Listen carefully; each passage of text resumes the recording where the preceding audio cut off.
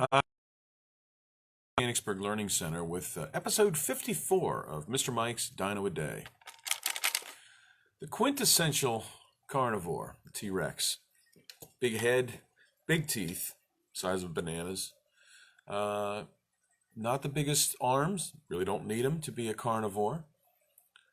Big legs. Notice how it's standing, not upright like they used to show the T-Rex, more horizontal. So it's made for chasing and scavenging, probably did both. So you have the quintessential meat eater in T-Rex, and then you have the quintessential plant eater in Brachiosaurus. Small head, big belly, extremely long neck for it to be able to basically stand in one place for hours at a time and just basically move its head a little bit from here to there. And because its neck was so long, it could reach treetops here, and when it stripped that tree, it would move to the next. So you have the quintessential plant eater and the quintessential meat eater. So what was in the middle between these two animals? Literally and figuratively. Well, there were transitional animals. Animals that maybe they were omnivores that ate some of both. Why did they do that? Why did they start that way? How did they decide to eat one particular food over another? Maybe it had something to do with the environment they were living in. Maybe they woke up one morning and said, I've been eating meat for a long time and I think I'd like to try something a little different. Well, today's animal for episode 54 is an animal that really we would refer to it as a missing link between meat eaters and plant eaters. It probably did both, and it had physical characteristics of both kind of animals. So why did it choose to do what it did? We may never know. The animal is called Falcarius. Falcarius. Its name means sickle maker. Sickle is a long, sharp blade, and like Therizinosaurus, it had very long claws. It was very much related to this animal I'll show you. This is called Bapiosaurus, and it looks a lot like Therizinosaurus. Its head is a little bit larger, and overall the animal wasn't as big as Therizinosaurus. Therizinosaurus is very tall, but physiologically it resembles it a lot. Therizinosaurus is known for its oversized pot belly. It had to have a large belly, like this, because it ate plants. And in order to extract the nutrients from plants, it had to eat a lot of them. Whereas if you have more of a svelte-built dinosaur without the gigantic belly, it probably ate meat because it could get more nutrients from a mouthful of meat than it could from a belly full of plants. So Bapiosaurus looks a lot like today's animal, once again called Falcarius. Falcarius. It did have some sharp teeth. It did have the claws. And please take a close look at its legs. All right. The one thing you want to mention and want to pay attention to is the fact that its tibia is longer than its femur.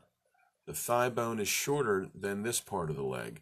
And usually when you have that, it means that it's probably a fast runner. Now, did it have to be a fast runner to chase plants? Not that I'm aware. So it probably went after animals, and its teeth were not gigantically huge like a T-Rex or something like that, but they were sharp. So, and interestingly, on Falcarius, the teeth were shaped like leaves.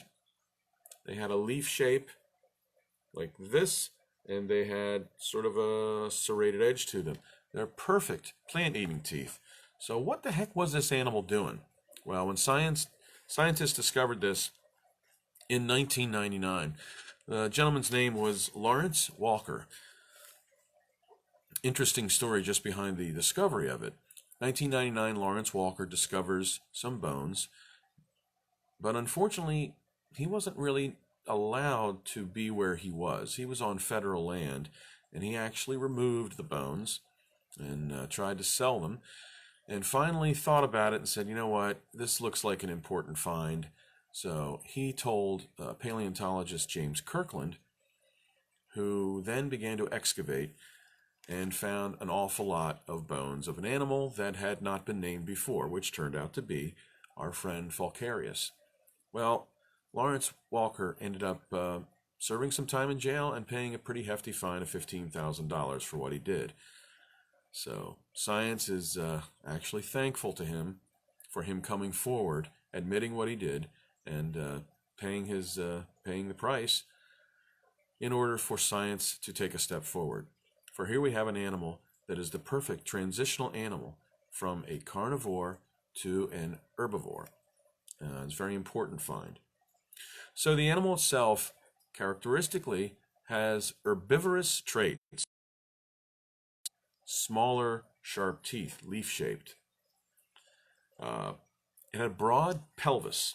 This is the pelvis right here. Okay, you have to have a broad pelvis to support a big gut, a larger belly. Why do you need that larger belly? Because you need to eat a lot of plants. So there it is, physiologically.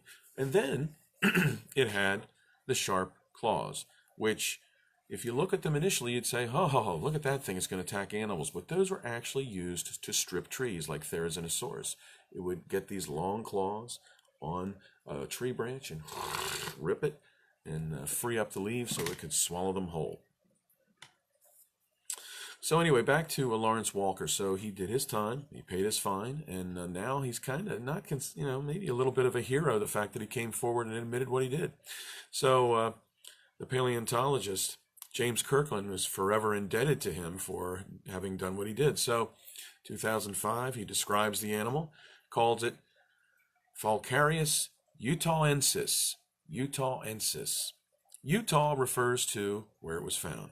Ensis, when you hear the name Ensis at the end of the second dinosaur name, then it means the location. Lived about 127 to 123 million years ago. Discovered in a place called the Crystal Geyser Quarry of Grand.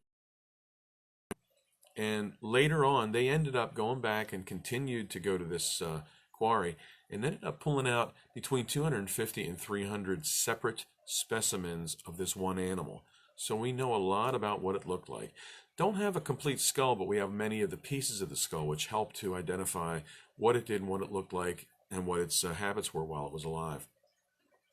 2010 rolls around, 5 years pass, and they discover a second quarry, this one called the Suarez Quarry.